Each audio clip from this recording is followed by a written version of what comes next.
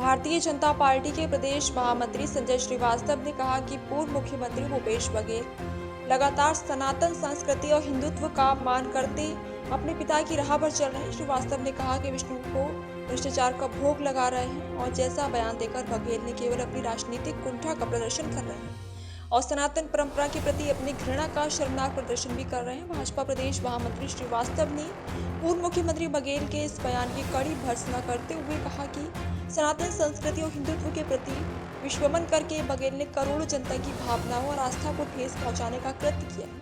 यही काम अपने जीवन काल में उनके पिता भी कर रहे थे और अब उनकी राह पर चलकर पूर्व मुख्यमंत्री हिंदुत्व की जनास्था से जुड़े प्रतीकों का अपमान अपनी तयशुदा हार की बौखलाहट में कर रहे हैं। इसके लिए पूरे प्रदेश की जनता से निशर्त माफी मांगे और भाजपा ऐसे अधर्मी बयान को सहन नहीं करेगी।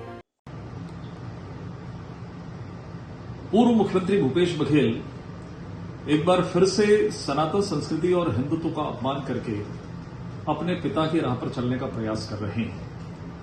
मुख्यमंत्री विष्णुदेव साय पर कटाक्ष करना कि विष्णु को भ्रष्टाचार का भोग लग रहा है, ये बयान देकर वह हिंदुत्व और सनातन संस्कृति के प्रति अपनी घृणा का परिचय दे रहे हैं। और तो और भ्रष्टाचार के जनक रहे और कहा जाता है कि सूप बोले तो बोले, छलनी भी बोले और जिसमें 72 छेद हो। भ्रष्टाचार के जनक रहे जिन्होंने अपने कार्यकाल में युवाओं के भविष्य को चौपट किया महादेव ऐप घोटाले के माध्यम से। इस प्रदेश में कोल, राशन और परिवहन में जिस तरीके से, शराब में जिस तरीके से एक के बाद एक भ्रष्टाचार हुए, मुझे लगता है भ्रष्टाचार के मामले में भूपेश बघेल का जो भाषण है वो उनको शोभा नहीं देता कि वो उस विषय पर एक बार भी बातचीत करें। और तो और भूपेश बघेल जी जिनके पैरोकार थे ये सौम्या चौरसिया, क्या वो आज भी उनके पैरोकार हैं?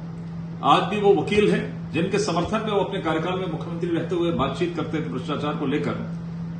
आखिर 15 महीनों से सौम्या चौरसिया को जमानत क्यों नहीं मिल रही है, इसका जवाब भी भूपेश बघेल दें। और जमानत नहीं मिलना इस बात को सिद्ध कर रहा है कि कहीं न कहीं उनकी उप सचिव भ्रष्टाचार में पूर्ण रूप से लिप्त हैं, जिनको लगातार संरक्षण देने का काम पूर्व मुख्यमंत्री भूपेश बघेल जी कर रहे थे।